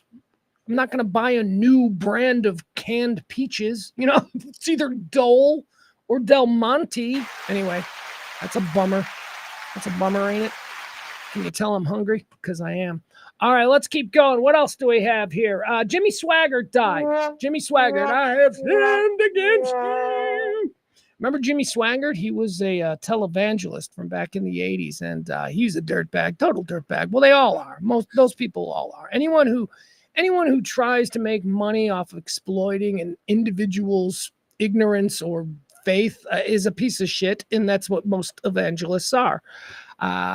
Yeah, so I don't want to go too much into that, but Jimmy Swaggart was a legendary piece of shit. He's dead. Hopefully he's burning in hell right now. Jimmy Swaggart had a mega church, and he also liked prostitutes, and he liked prostitutes in the way that Diddy who would probably, well, actually, no, the way Diddy did hire prostitutes. He would get prostitutes and then go to shitty hotels. Jimmy Swaggart would get prostitutes and go to shitty hotels and then make them masturbate on the bed while he masturbated in a chair. And he thought this wasn't cheating. Because anyway, it was degenerate-like behavior. And he was a piece of garbage. And he was outed, and it became a big national scandal. And he went in front of his big, dumb, stupid congregation, and he cried, and he said, I have sinned against you. And he told them that he wasn't there for sex. He was there to counsel them and try and get them off the road of depravity and back into the Lord's warm embrace. And those fucking people believed him. Extreme radicalized faith, especially with the American evangelical movement, is a form of mass mental delusion. I stand by that. You people are not thinking for yourself. You're group thinking. Yeah, that's what he was doing. Jimmy Swaggart, he's in hell. All right, there you go. He's dead. He died yesterday. He's a piece of garbage. Billy Graham, Jimmy Graham, one hell of a tight end. Long time. Hall of Fame bound, I would say, Jimmy Graham. Billy Graham might be the only evangelist who probably went to heaven, because everything that I've learned about Billy Graham is that dude was legit. That dude was like, put his lifestyle where his mouth was and all of that. Everybody who came after him, I don't care if you're a Swaggart, I don't care if you're a Baker, I don't care if you're a Falwell, you're all pieces of shit exploiting the stupid for your own benefit. All right, let's end with this. I wanted to do this with you guys live, okay? Because I don't know. I hate these things. And also I love these things, and I wanted to share them with you. And I don't know how this turns out. So let's go through it live. Let's go through it together. We'll both find out on our own. Okay, so here's what I'm talking about. What am I talking about? Food and wine. Food and wine. Okay, food and wine. Do you watch The Bear? Huh? Do you watch Top Chef? Food and wine is like, if you get mentioned in food and wine, it's like being a musician and getting the cover of Rolling Stone. It's an incredibly big thing. So Food and Wine is put out there where they put out yearly lists on different kinds of food. And this year they put out a list of what they are calling the 9 best pizza cities in America. Now, this is interesting because to me, one, why don't you just do 10? Why are you doing 9? Who got left off? That's why they do 9, because people can debate about, well, yeah, they left off Cleveland, but that would be 10. Totally. Yeah, that's right. So anybody who gets left off can pretend like they would have been the 10th. That's why they do it. It's a little trick. So here we go. As I say, I haven't seen this yet. There are way more than 9 tremendous pizza cities in the United States. And I, as many of you know, consider myself the foremost pizza snob in North Texas. Hi, everybody. That's me. I'm a fucking legit pizza snob. I've worked in some of the best pizza kitchens in the city of Chicago. Multiple years at both Giordano's and Palermo's. So yeah, fuck you very much. I know what I'm talking about. Anyway, I am a pizza snob of the highest order, and so I am interested in what Food and Wine considers the 9 best pizza cities in America. Now, just off the top of my head, obviously New York, Chicago, Detroit. Detroit is a legitimate pizza city. St. Louis with their Emos franchise. St. Louis and their what's that? Provel cheese instead of a mozzarella mixture. St. Louis pizza, man, is fantastic. New Haven, Connecticut is a major pizza hub that people don't pay attention to. So I'm interested in where they've got this order. Now, I fully expect New York to be number 1. New York is not top 3, okay? In my opinion, New York is not top 3. New York pizza it lacks good sauce, its cheese is skimpy, and it's so greasy.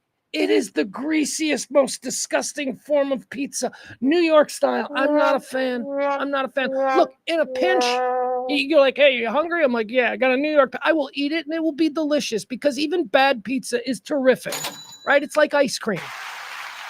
So I'm not saying that New York is awful. New York pizza is delicious. I'm a garbage dumpster, right? But it's not the best. It's too greasy and but it's still good. I love Rocky Road ice cream, but it ain't the best. It ain't the best. Sorry. All right, so let's go through these are the 9 best pizza the 9 top tier pizza places, okay? All right, let's look at this now. All right, the first one, bottom line, we don't care about that. Okay, here you go. The first one, number 9, Bellingham, Washington. Seattle, has a nice food scene, so I thought Seattle had a pretty good pizza scene. So maybe this is what I'm confusing that with. I do not think that this looks like a pizza. This looks delicious. This looks like something that's very good. Looks very traditional Italian, not very much influenced by the American style of everyday pizza. But all right, good for you, Bellingham, Washington. That looks good. Denver, Colorado. Let me just start out here. I didn't know Denver, Colorado was a pizza city. Let me point out the crust here on this pizza is fucking tremendous.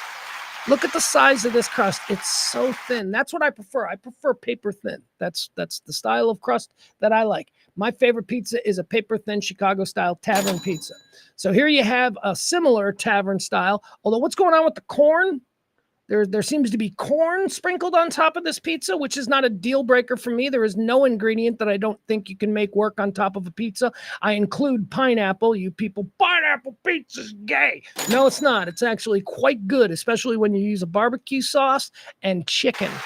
Anyway, let's see here. What else do we have? Number 7, Iowa City, Iowa. Would you look at this? All right, I'm offended right off the top by the square. I think that a town, Iowa pizza, should probably take more from its Midwest roots and go with the checkerboard square cut. But they went New York, and if I'm being honest, these examples of Iowa City pizza, they look really good. They don't look greasy like New York style. They are cut in New York style, but they are not swimming in grease.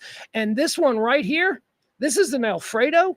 I can't really tell what the ingredients are, but that looks incredible. Number 7, good on ya, Iowa City. LA. LA comes in at number 6 as the best pizza city in America. LA's got good everything. LA's got good anything. If you want like really good New York style pizza, you go to LA. You want really good Chicago style pizza, they got that in LA. LA's got everything, so this makes sense. LA also claims a stake in the whole world of Southern California pizza, where it's a fresher ingredients. And, this is where, they use a lot of pineapples, a lot of different influences. It's good. It's good. California pizza is good. It's real good. All right. Number 6, Los Angeles. Peoria, Arizona. Number 5.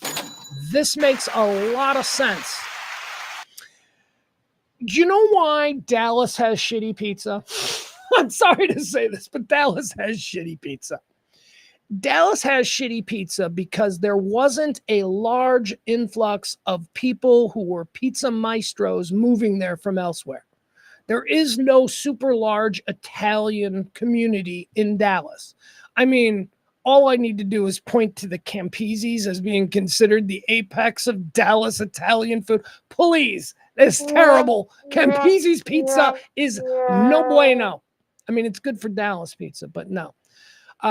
Arizona is not that. Arizona and Peoria, Arizona, in this area in Arizona has been just overpopulated with people from New York, people from pizza cities. So yeah, it doesn't surprise me that Peoria, Arizona has good pizza simply because everybody from everywhere else has moved to Arizona over the last 50 years. I don't know if that looks great. It looks a little thick to me. It also doesn't look like the cheese, especially on this size, has been cooked long enough. It doesn't look like it was centered in the oven. How's that? It looks like this side got a little bit more heat than this side. That's a problem. Although it could just be the lighting from the photo shoot. All right, here we go. Number 4, Tulsa, Oklahoma. Oh, fuck off. Tulsa doesn't have good pizza. What? Number 4, Tulsa? Look, all right, here's a problem. That means there's only three left. We haven't seen Chicago, New York, Detroit, St. Louis, or San Francisco. Those are like 5 that should be in the top 5. We haven't seen those yet, and there's only 3 left. So something's getting left off, and this is another trick with clickbait. Some obvious top 3 pizza city is gonna get left off. Why? Because it's going to outrage people who read it, and they're going to be like, they're going to share it, and they're going to leave a comment. How could you leave off New York or whatever, you know? So that's what's going on here. I figured it out. Putting Tulsa pizza at number 5. Are you fucking... All right. Hey, look at that. New Haven, Connecticut, number 3. I told you. New Haven, Connecticut has a baller pizza scene. In fact, there's a famous restaurant in New Haven called what's it called? I don't know. It's one of my things. If I like ever go to that part of the world, I want to try this pizza.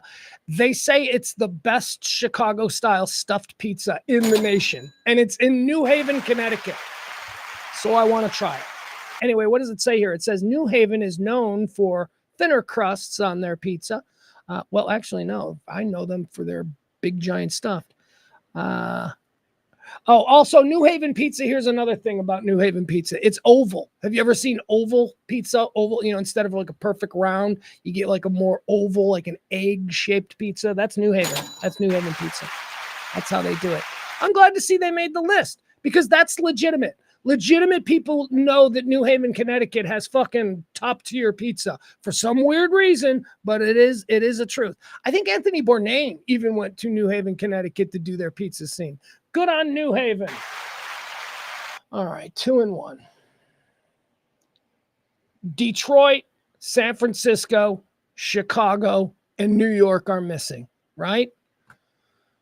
I'm gonna lose my... Wow. New York City comes in at number 2.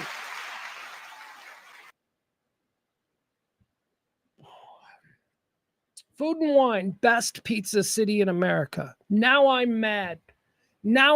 Because now I think they're leaving Chicago off this list of 10 pizza cities in order to spur that clickbait outrage among Chicago foodies and bloggers and all of that. I am mad.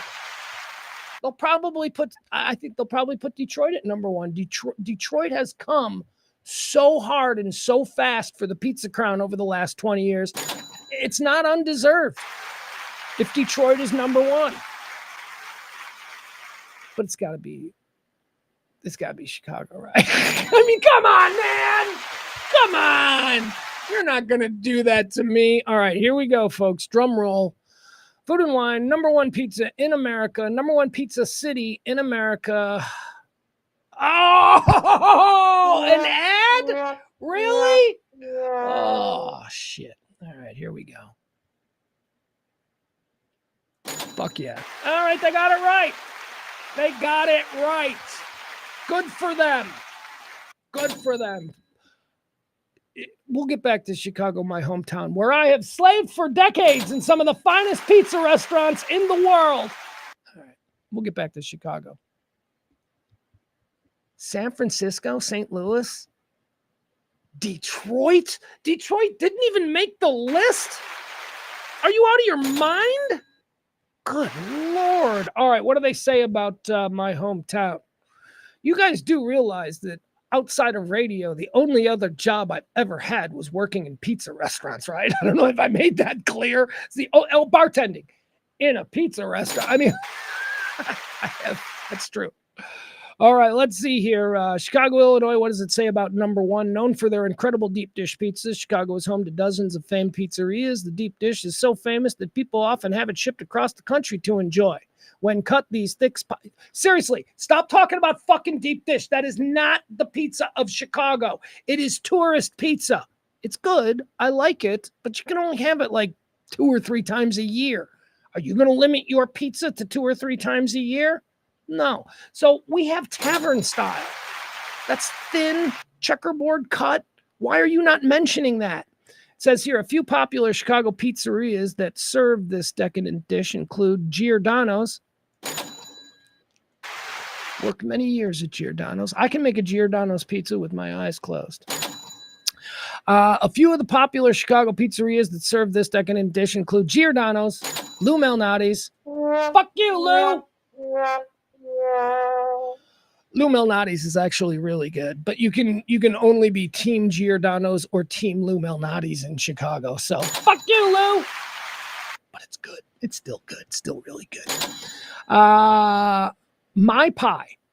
I'm unfamiliar with My Pie. That must be new. My Pie. And of course it mentions Pequod's. Pequod's is the sorry to my Giordano's family.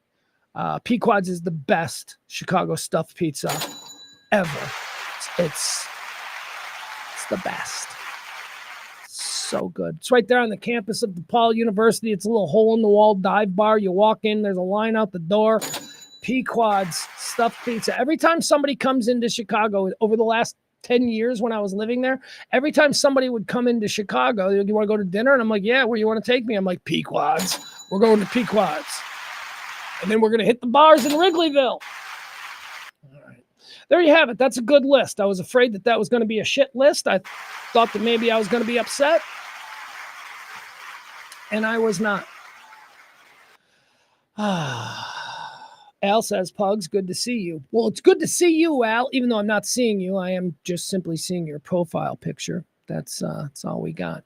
All right, guys, we are done. We are done with today's show. One more time, thanks for the executive producer of today's show, man. I really appreciate that, and I'm so sorry that I was slow to respond. The great Cam tipped this show. He is our executive producer. If you would like to be tomorrow's executive producer, all you got to do is drop a little something, be the big tipper. And you can be tomorrow's executive producer. Drop a little something and help this show continue. All right, 5:53. That is almost 6 o'clock.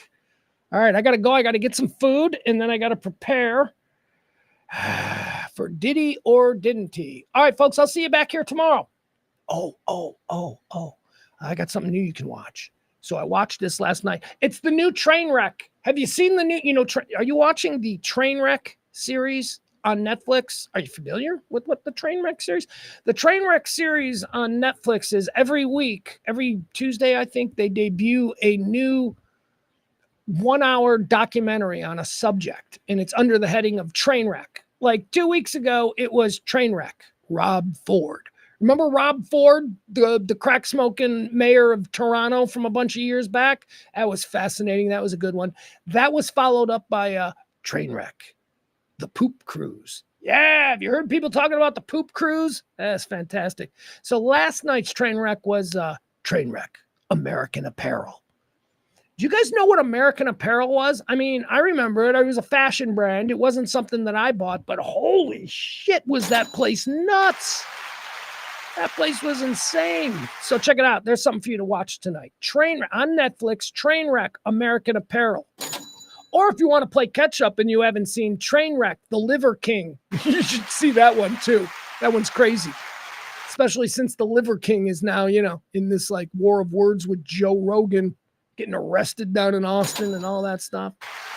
No, Al, you're awesome. All right, thank you, folks. There you go. We'll be back tomorrow, okay? And be sure and check out Diddy or Didn't He. We're going to have a fun show tonight. It'll be available probably around 8:30, 9 o'clock. Radio Misfits or anywhere that you get your podcasts. We'll see you tomorrow. Bye, folks.